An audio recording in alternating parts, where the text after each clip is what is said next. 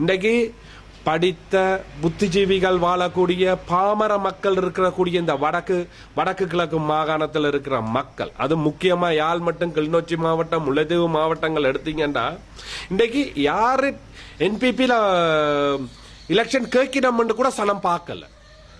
ஆனா மக்கள் முழுக்க அந்த சின்னத்துக்கு வாக்களிச்சு இன்றைக்கு தமிழ் மக்களோட வாக்குகளை முழுக்க பெற்ற இவர்கள் இன்றைக்கு ஒரு சில அமைச்சர்மாரை தெரிவு செய்திருக்கீங்கன்னா, இன்றைக்கு யாழ்ப்பாணத்தில் ஒரு டாக்டர் இருக்கிற, ஒரு பிரின்சிபல் இருக்கிற, அது என்பிபியில் கேண்டிடேட்டா இருக்கிற டாக்டர், ஜேபிபியில் கேட்ட டாக்டரை நான் கைக்கிறேன், விசர் ஊசி அடிச்சவனை நான் கைக்கல, என்பிபியில் இருக்கிற ரியல் டாக்டரை கைக்கிறேன். அடுத்தது ஒரு பிரின்சிபல் இருக்கிறார். அடுத்தது ரைட் ஓகே, அவன் எலக்ட்ரிசிட்டி போர்டில் ஒர்க் பண்ற ஒரு பாமர மக்கள் சேர்ந்த ஒரு பாய் இருக்கிறார். ஸோ இவையெல்லாம் பாராளுமன்ற உறுப்பினர்களாக மக்களால் தெரிவு செய்யப்பட்டவர்கள். ஓகே, ஏன் இவர்களுக்கு ஒரு எம்பி பதவி அமைச்சு பதவியோ இல்ல அமைச்சு ஒரு செயலாளர் பதவியோ ஏன் கொடுக்கப்படவில்லை? சோ இவர்களோட வாக்குகளை பெற்று எங்கேயோ இருந்து வந்த ஒருத்தரை, அதுவும் லிஸ்ட் தேசிய பட்டியல் ஊடாக வந்த ஒருத்தரை அமைச்சர் ஆக்குறா, இதுக்குள்ள உள்ள அரசியலை தயவு செய்து மக்கள் புரிஞ்சு கொள்ளணும். ஓகே, இன்றைக்கு சொகுசான வாகனங்கள் பாவிக்க மாட்டோம், நாங்க ஹெலிகாப்டர்ஸ் பாவிக்க மாட்டோம் இந்த அரசாங்கம் முன் வச்ச ஒரு சில கோரிக்கை இன்றைக்கு பாதுகாப்பு செயலாளர் இந்த மழை காலகட்டத்தில் ஹெலிகாப்டர்ல வந்து இங்க விசிட் பண்றன்ற பேர்ல விசிட் பண்ணி போட்டு ஒரு நாள் 2 நாள் நின்று போட்டு அவர் மீண்டும் ஹெலிகாப்டர் ஊடாகவே போயிருக்கிறார். சோ அந்த ஹெலிகாப்டருக்கு அவை செலவழிச்ச காசை கூட இன்னைக்கு மக்களுக்கு ஒரு நேரம் சாப்பாடு கொடுத்திருக்கலாம், அறிவு இருக்கிற அரசாங்கமாக இருந்தா. ஓகே, மக்களுக்கு சேவை செய்யணும்ன்றத சொன்ன. ஆனா சில நேரங்கள்ல நீங்க பாருங்க, சிலர் வந்து அமைச்சர்மார் மேலேயே நிக்கிறோம், இறங்கி மக்களோட மக்களா நீங்க ட்ரௌசர் உடுக்குறீங்களா இல்ல வேஷ்டி கட்டுறீங்களோ இறங்கி பாருங்க. உதாரணத்துக்கு டக்ளஸ் ஐயாவே பாருங்க, அவர் கூட இந்த வயது போன காலகட்டத்தில் வேஷ்டியை 2 மடிச்சு கட்டி போட்டு அவரும் தனியா இறங்கி நடக்கிறார். இதுதான் மக்கள் சேவைன்றது. மக்கள் சேவை செய்யறதுக்கு முதல்ல அவைக்கு அனுபவம் இருக்கணும், அதுக்குரிய எண்ணங்கள் இருக்கணும். இவை என்ன பொறுத்த வரைக்கும் இன்றைக்கு இந்த அரசாங்கம் மக்களை பேக்காட்டி கொண்டு நிக்குது. இவையிட எண்ணமும் நோக்கமும் பிழையானது. ஓகே, இன்றைக்கு இந்த மக்களை இன்றைக்கு கைது செய்யணும். யாருக்காவது விளங்குதா? மக்களை கைது செய்யணும். இன்றைக்கு யாழ்ப்பாணத்துல எனக்கு தெரிய கடப்படியல இன்றைக்கு கைது செய்திருக்கணும். மாவீரர் தினத்தை கொண்டாடியாச்சு, தலைவர் படத்தை போட்டாச்சு, அண்ணரோட படத்தை போட்டாச்சுன்னு கைது செய்யணும். ஒரு பக்கத்துல நீங்கள் என்ன சொல்லணும், மாவீரர் தினத்தை கொண்டாடுங்கன்னு சொல்லினோம், மறுபக்கமாக மறைமுகமா வந்து இளைஞர்களை கைது செய்யணும்.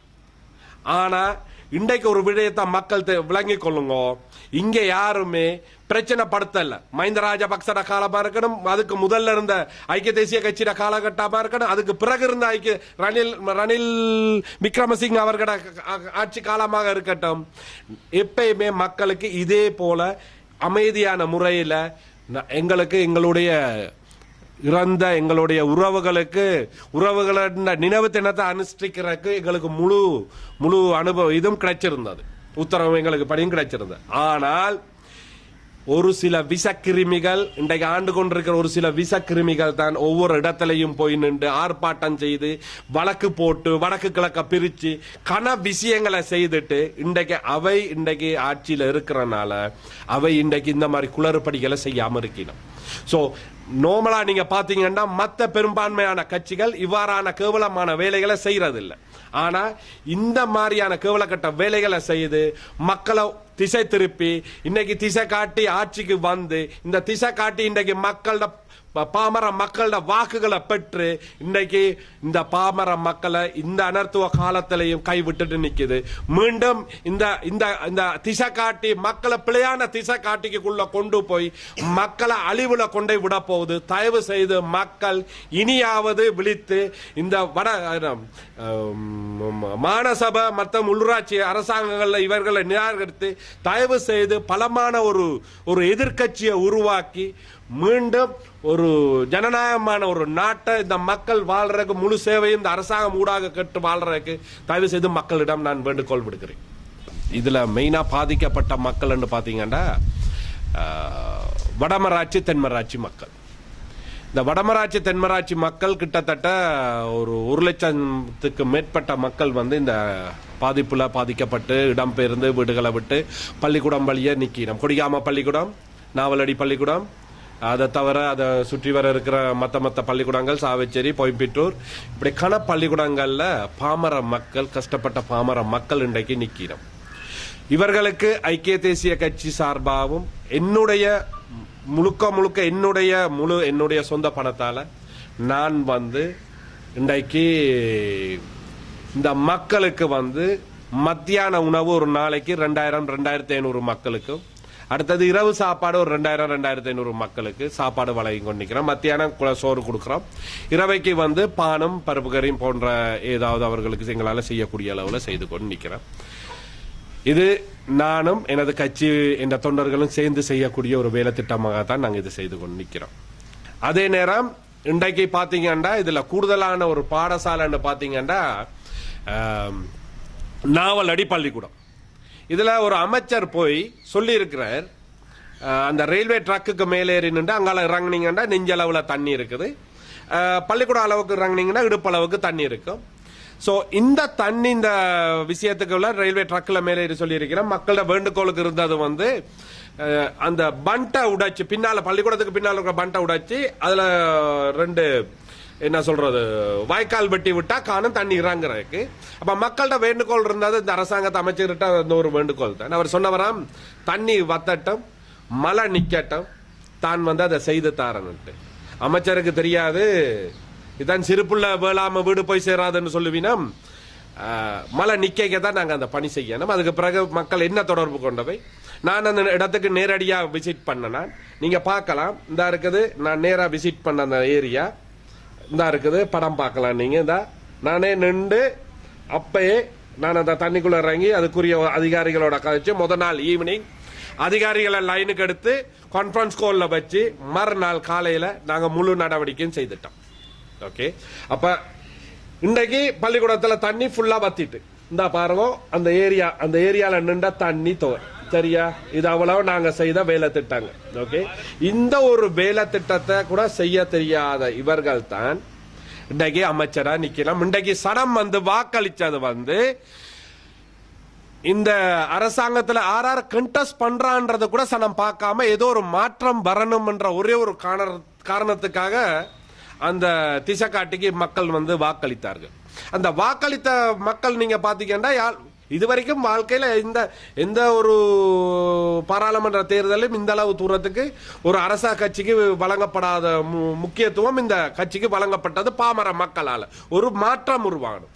இவர்களின் மாற்றம் எங்கேயாவது இந்த மக்களூடாக நீங்க பார்த்திருக்கிறீர்களா? இந்த மழை காலகட்டத்தில் எங்கேயாவது இவர்களோட ஒரு சேவையை பார்த்திருக்கிறீர்களா? சும்மா ஒரு இடத்துல நின்று படம் எடுத்துட்டு போறது, நான் விசிட் பண்ணிட்டு போறேன்ன்றது ஹைலைட் பண்றது அரசியல் கிடையாது. தயவு செய்து உங்களுடைய அரசியல் ஒரு பக்கம் இருக்கட்டும். உங்களை நம்பி வாக்களித்த பாமர தமிழ் மக்கள் உங்கள் மேல, அதுவும் பெரும்பான்மையான ஒரு சிங்கள கட்சியின் மேல் நம்பிக்கை கொண்டு இது இந்த அளவு தூரமான வாக்குகளை வழங்கி இருக்கீங்க. இவ்வளவு சேவை செய்த ரணில கூட இவர் புறக்கணித்து போட்டு இவருக்கு உங்களுக்கு வாக்களித்து இருக்கணும்டா. தயவு செய்து மக்களை ஏமாற்றாதீர்கள். மீண்டும் இப்ப உள்ளூராட்சி தேர்தல், மாநசபை தேர்தலுக்காக சும்மா திருப்பியும் இந்த பாமர மக்களை தயவு செய்து ஏமாற்றாதீர்கள். இது தயவு செய்து இந்த அரசாங்கத்துக்கிட்ட கேட்டுக்கொள்கிறோம். இந்த முக்கியமான 4 நாள் 5 நாள் இது எங்களால செய்யக்கூடிய அளவு நாங்க செய்திருக்கிறோம். வடமராட்சி தென்மராட்சி என்னால ப்ரூவ் பண்ண முடியும். எங்கேயுமே இவை சார்ந்த யாருமே எந்த ஒரு வேலை திட்டம் செய்யல, எந்த கட்சியும் செய்யல. ஆனா நான் கூட கட்சி சார்பா கூட செய்யல. என்னோட ஒரு சில தமிழ் கட்சிகளை சேர்த்துக்கொண்டு அதுல இருந்த உறுப்பினர்களை என்னோட சேர்த்துக்கொண்டு நான் வேலை திட்டம் செய்திருக்கிறேன். மக்களுக்குரிய சேவைகளை நாங்க செய்திருக்கிறோம். மெயினா செய்தது நீங்க பாத்தீங்கன்னா இந்த அதுக்கு கூட நான் ஆதாரம் வச்சிருக்கிறேன். இங்க இருக்கிற முழு ஜிஎஸ்மார், ஓகே, அந்த ஜிஎஸ்மார் முழு பேரையும் ஜப்னா ஜிஎஸ் சொல்லி ஒரு குரூப் ஒன்று கிரியேட் பண்ணி அவர்களோட வேண்டா இருக்குது.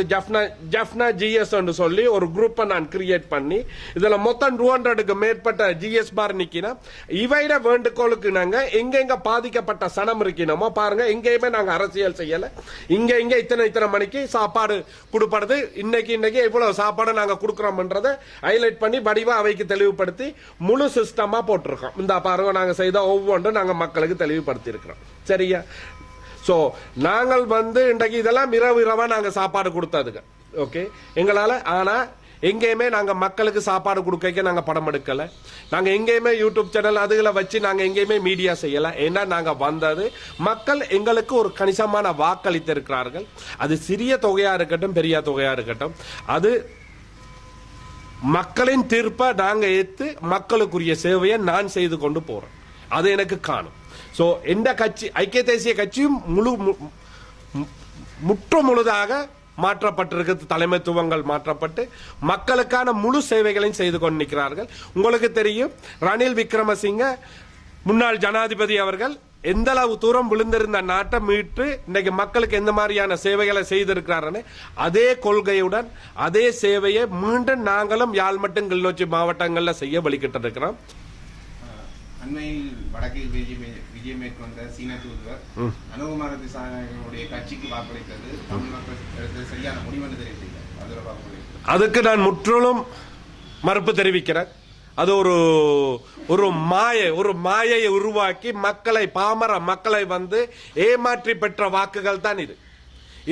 இதுல நீங்க இந்த கேள்வி ஒரு நல்ல ஒரு கேள்வி. உதாரணம் பாருங்க, இப்ப இந்த அரத்துவம் நடந்து இந்த காலகட்டத்தில் இன்றைக்கு 5-6 நாளா போயிடுச்சு. 5-6 நாள்ல கிட்டத்தட்ட ஒரு கிழமையா காலமா போயிட்டு இன்னும் எதுவுமே வழங்காத அரசாங்கம் இன்றைக்கு இந்த காலகட்டத்துக்கு 12 மில்லியன் காசு தான் ஒதுக்கீடு செய்திருக்குது. சரியா? அப்ப நாளையில இருந்து கச்சேரி மக்களுக்கு கிட்டத்தட்ட பாதிக்கப்பட்ட மக்கள் பாத்தீங்கன்னா 1.5 லட்சம் 2 லட்சம் மக்கள் பாதிக்கப்பட்ட மக்கள் இருக்கணும்.